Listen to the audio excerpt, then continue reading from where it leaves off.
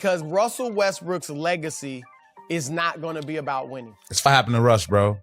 On God. It's fucked up what happened to Russ. And Russ got a bad take because of that Lakers team. That's the truth, bro. Russell Westbrook snapped.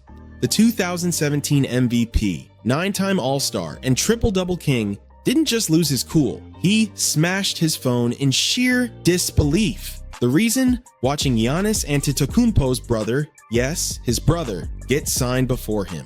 Imagine that. What I think it all started with Lakers. Look at his career. As soon as he went to Lakers, I don't want to blame anyone. I don't want to blame LeBron or whatever, but it's hard to play for the Lakers, man. Why? If you're playing with someone like LeBron, it's all about LeBron. Russell Westbrook's wife Nina says that he broke his phone after finding out that Alex Antetokounmpo got signed before. A guaranteed Hall of Famer, one of the toughest to ever do it, sitting home alone while bench warmers with thin resumes snatched up all the contracts. That moment cut deep. At 36 years old, Westbrook just signed a $3.6 million deal with the Sacramento Kings, his 7th squad in 6 years. It is a brutal decline for a former league MVP. The man who made triple-doubles look easy. This is the wild story of how one of basketball's most explosive competitors ended up right here. How LeBron James and the Lakers destroyed his reputation in the eyes of the public.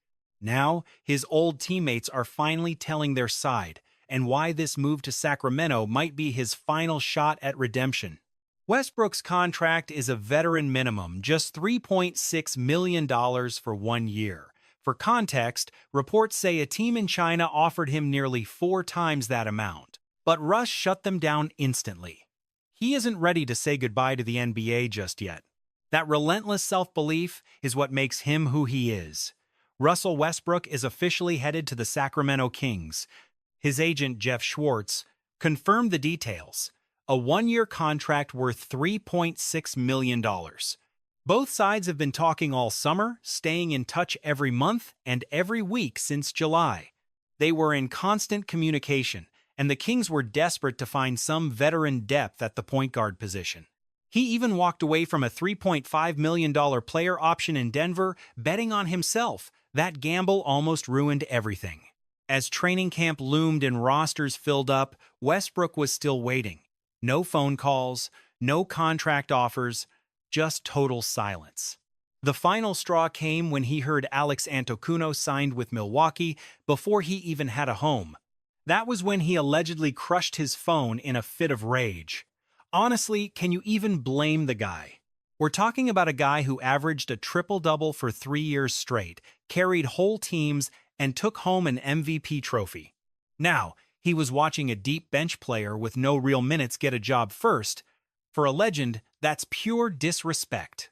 Through 75 games in Denver last season, Westbrook still put up solid stats. 13.3 points, 6.1 assists, and 4.9 rebounds per game. He even converted 52% of his 2-point shots, the most efficient mark of his entire career. Numbers like that usually belong to a starter. Instead, every team in the league just kept looking the other way. Front offices looked elsewhere, leaving Westbrook to wonder if this was the end. For the first time in 18 years, he was almost out of the league. Honestly, what happened to Russ is just wrong. Russ got a bad reputation because of that Lakers situation. That is the cold truth, and everybody knows it.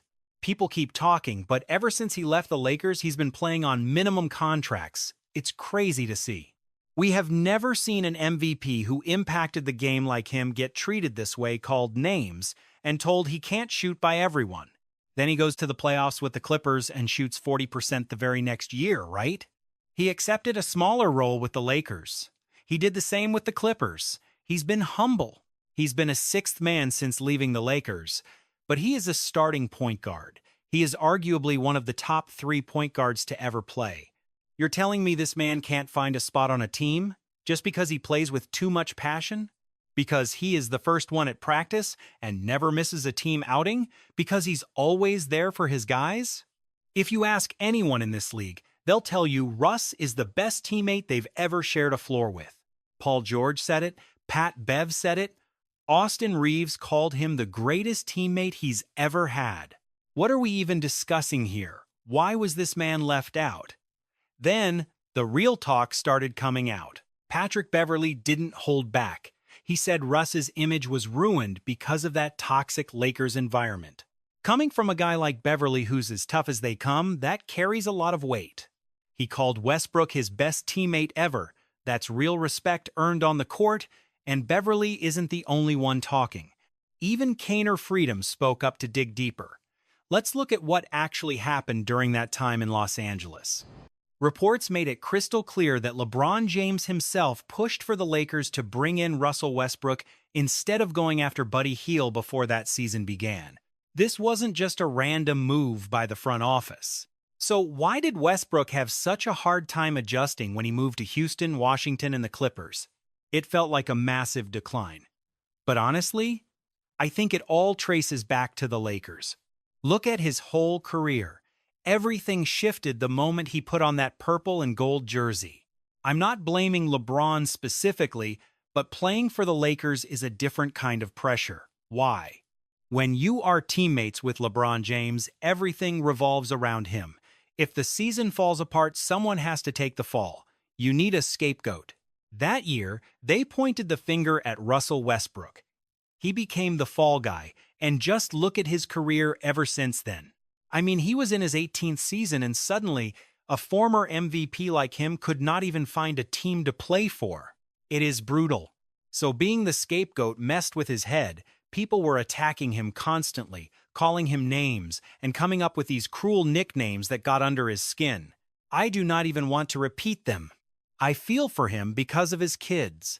I saw an interview where he mentioned his children going to school and hearing those same nasty nicknames from the fans. It is truly heartbreaking when the game starts affecting your family like that. The NBA is a cold, tough business, but there is no doubt in my mind he can still play at a high level. It is wild that nobody will sign him. I think it was back in Utah where the fans were being incredibly toxic, maybe even racist. Was that directed at Russell Westbrook? I think it was. It was Westbrook. On the Utah Jazz, did you experience that same hostile vibe from the fans? Did you notice that same atmosphere while you were out on the court? To be honest, not really. Those fans were some of the wildest in the league, and they supported us no matter what. They were like a true sixth man. Playing in that arena, I never personally heard any racist insults being thrown at the visiting teams or players. Look, this was LeBron James making the call. He wanted Russ in Los Angeles, plain and simple. So, the Lakers moved. They built their big three with LeBron, Anthony Davis, and Westbrook. It was championship or bust, but instead, they faced an absolute disaster. They missed the playoffs entirely. It was one of the most embarrassing failures in Lakers history. When the season crashed and burned, guess who took all the heat? Russell Westbrook. It turned ugly. Westbrook and his family were even getting death threats from fans over basketball. That is not passion. That is obsession turning dark. The hatred went far beyond basketball. It became something cruel, deeply personal, and incredibly toxic. Westbrook was pushed to his breaking point. In his second year, he only started 3 games, averaging 15.9 points, 7.5 assists, and 6.2 rebounds. The superstar, who used to run entire offenses, was suddenly relegated to the bench. Coach Frank Vogel benched him while the media ripped him to shreds. Even worse, LeBron went public saying he wanted Kyrie Irving instead. Think about that. The same LeBron who fought to get Westbrook there was now openly looking for his replacement. That kind of betrayal cuts deep. Even the experts started admitting how cutthroat playing for the Lakers can actually be. In Los Angeles, it is more than just basketball. It is politics, headlines, and a relentless spotlight. Every error trends on social media. Every missed bucket becomes a meme. With that fan base, one rough week and they will turn on you. Enes Kanter Freedom said it best when he mentioned the mental toll. He mentioned people were shouting insults and spreading nicknames so vile he would not even repeat them. That was the level of hate. Yet, despite the noise, when Westbrook headed to Denver, he used that hate as fuel and actually started to deliver. He was electric in his new role. Over 3 seasons, he played 145 games off the bench, finishing in the top 10 for 6th Man of the Year voting every single year. That is rare air. He adapted, improved his shot selection, and brought that signature relentless energy that could flip the momentum of any game. Only 17 players in the NBA averaged at least 13.3 points, 6.1 assists, and 4.9 rebounds. Russ was one. Those stats put him in the same elite company as All-Stars and MVP candidates. His speed and hustle are still unmatched. But everything changed in the playoffs. During the first round against the Clippers, he was actually vital to the Denver Nuggets' victory. Then came round 2, a total nightmare against his former squad, the Oklahoma City Thunder. He shot 34.8% and 21.9% from 3.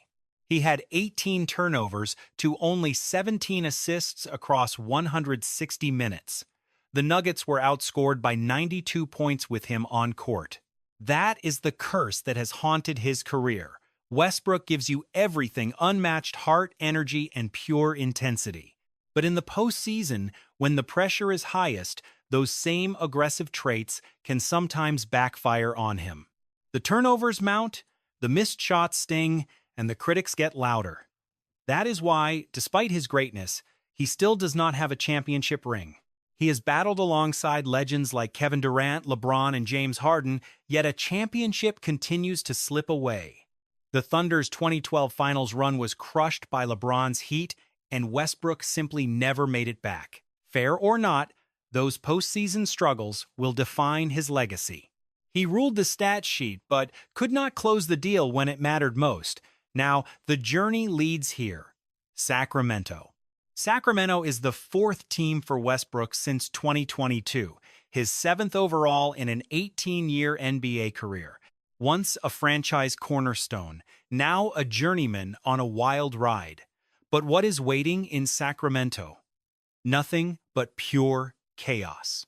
This Kings roster is loaded with ball-dominant players like Zach LaVine, DeMar DeRozan, Domantas Sabonis, Dennis Schroeder, and Keon Ellis.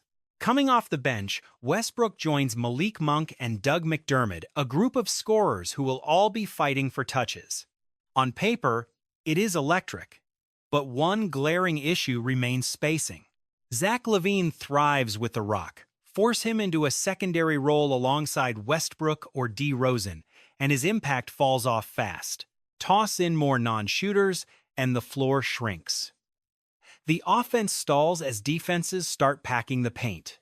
Last season, the Kings bench ranked 28th in points and 29th in assists, near the dead bottom of the league. That is exactly where Westbrook steps in, providing energy, veteran leadership, and his signature fire off the pine. Their new general manager, Perry, was crystal clear. The Kings are building a high-motor, high-effort culture in Sacramento. That is Westbrook's DNA. But the question remains, can he still be that spark plug at 36 years old? Or is this the final act of a legendary career? The Kings are not just betting on the box score stats. They are gambling on heart. Sacramento does not need Russell Westbrook for his efficiency or his shooting percentages. It is about that legendary motor, that relentless intensity, and his absolute refusal to ever give up.